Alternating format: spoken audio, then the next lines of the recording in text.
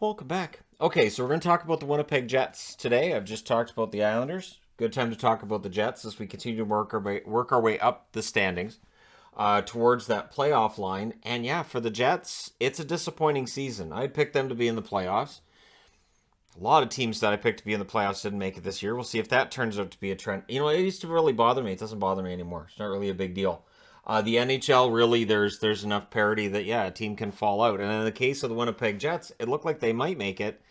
And then they had a really rough patch in late March, early April, mid-April, and it all falls apart.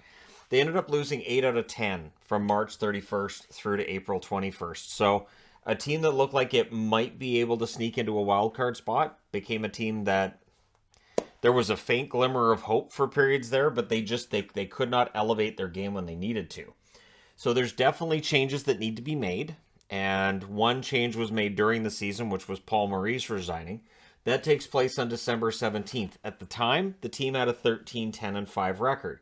So in his absence, Dave Lowry steps up as interim coach.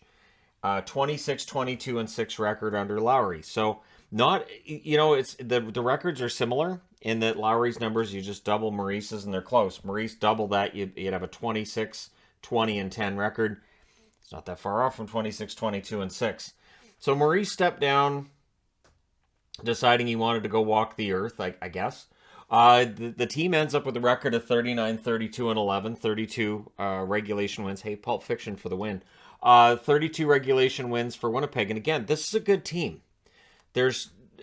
It was baffling to me how poorly they were playing at times when the roster, you look at it on paper, it's a good team. They've got a good defense, good goaltending, with Hellebuyck obviously being one of the top goaltenders in the league when he's on his game. And this team can boast 3 scoring lines. So, yeah, they end up falling short of the playoffs, and it's kind of too bad because what we've seen in the playoffs so far is that there's this really good parity for the most part, but if they had gotten in, I think they would have given Colorado at least a little bit more of a challenge than Nashville. Obviously, Nashville going through losing UC Saros, and it just seemed like it was a bad matchup on that basis and others, and I think Winnipeg would have given them, I'm not saying Winnipeg would have beaten them, they might have won a couple of games. So for the Jets, the overall record, it is middle of the pack-ish, and so are their overall numbers. 250 goals for was 17th. It's actually tied for 16th with the New York Rangers, but alphabetically you end up 17th because alphabet, that's how it works. Goals against, 253, they were 20th, so it doesn't matter, it's tied for 16th. 253 goals against was 20th in the NHL, which is a little bit surprising with Hellebuyck and Comrie. And Comrie had a good year, especially by the end of the year. His numbers have become very good. So there's probably some work to be done there. Their power play was middle of the pack, almost exactly, 17th at 21.1%. Their penalty kill was terrible at times this year. They end up 28th overall, which is not great, not awful, I guess. 75%, which most seasons would easily be last in the league.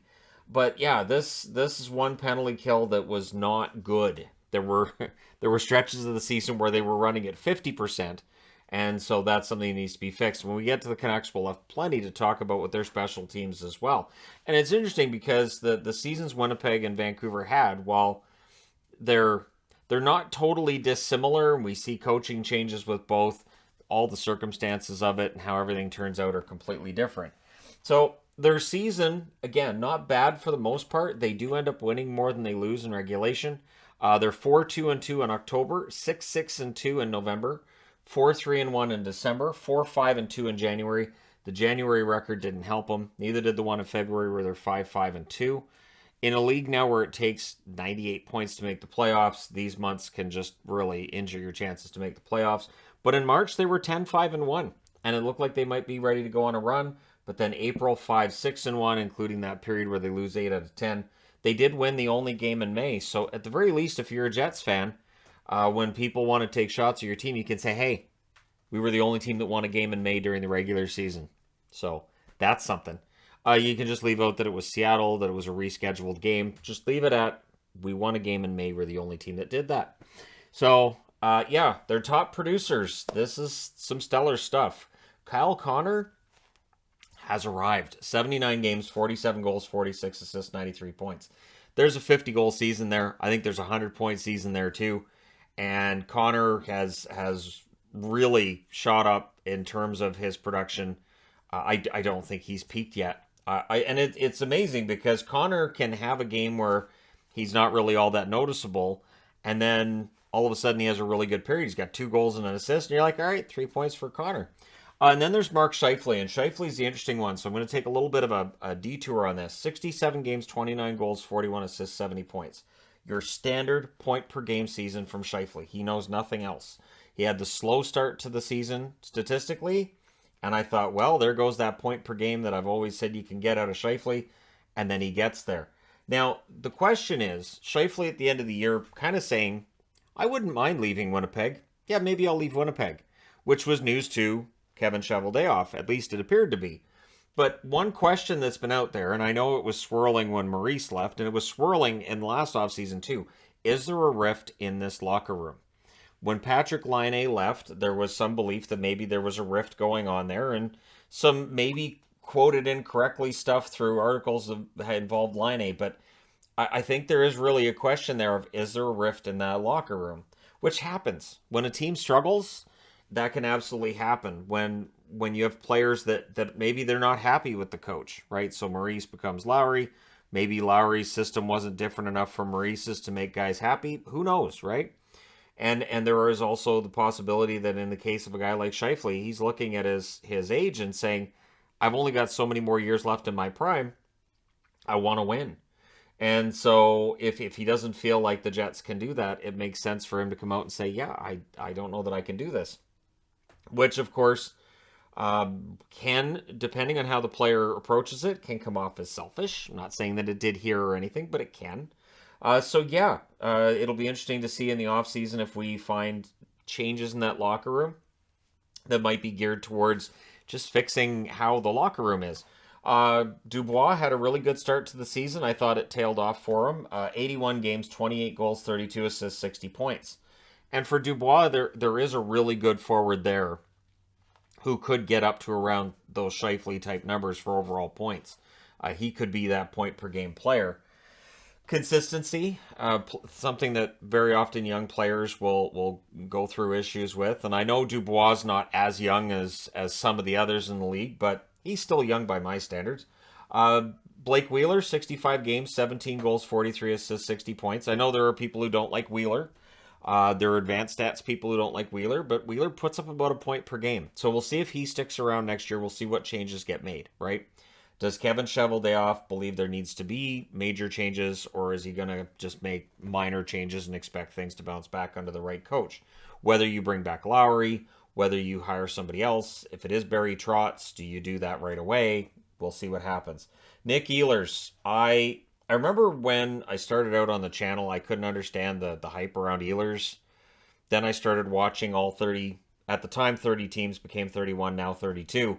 And once I started watching the Jets regularly, Ehlers became one of my favorite players. Now, I don't have an Ehlers jersey, which is sad. I do have Wheeler, I have Scheifele, I have Connor. I don't have Ehlers, and I think I need to remedy that problem because Ehlers is kind of fantastic. 62 games, 28 goals, 27 assists, 55 points. And the points don't tell the whole story with Ehlers. He's one of the hardest working players. He'll play through injury. He doesn't care. He's just a heart and soul guy. So there is a really good team here. And I mean, Morrissey doesn't show up on this list. I thought Morrissey had an excellent season. I thought he got stronger as the season went along, too. And, of course, you got Hellebuck in net. And likely Comrie comes back as the backup next year. I'd be kind of surprised if they don't find a way to make it happen. And I say that because he's on the UFA list. So you're pending UFAs. Stastny, who they would have parted ways with at the deadline, I think, in the event that they were completely out of the hunt. They were not, so they kept Stastny. If he wants to return to Winnipeg, I think they make it work. Sanford, I thought he was okay after coming over from Ottawa. I don't know that it was enough to warrant them bringing him back. Adam Brooks and Eric Comrie. And again, Comrie, I thought his numbers by the end of the year were excellent. I thought he played really well. And so I'd be kind of surprised if Comrie doesn't sit down with the Jets and they don't figure this out. I'm just glad that Comrie finally has a steady job in the NHL after so many years of bouncing around and going on waivers all over the place. But yeah, my big question is there a rift with this team? And if there is, how do you fix it? Sometimes it involves moving a couple of players. Sometimes it's about changing coaches. Again, once we get to Vancouver, I can talk about that too, because there was a lot of talk about rifts here and rifts there. But once you change coaches, it kind of went away because winning does a lot. And I think where this comes in, and maybe this is part of it with Winnipeg too. When you're winning, the guy in your team that's a jerk probably still ticks you off, but you won the game, so you can just ignore it.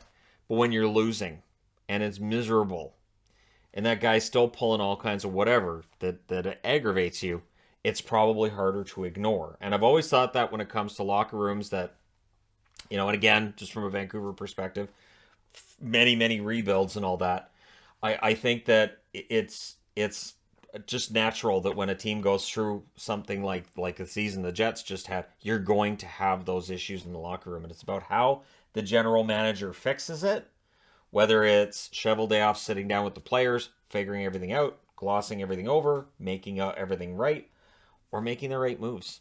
So if you're a Jets fan, let me know what moves you think need to be made in the offseason. Does Scheifele need to go? Is Scheifele going to ask for that trade? He hasn't officially asked. When the team asked him, he said, no, I'm not asking for a trade. But does he start next season as a Jet? Let me know your thoughts in the comment section below as always, or who else you think might go as a Winnipeg Jet in the offseason. And what do you fix? Don't forget to hit like and subscribe. If you're browsing your way through, you just happened upon this video. Thank you guys so much for watching, for all your support. I will talk to you again soon.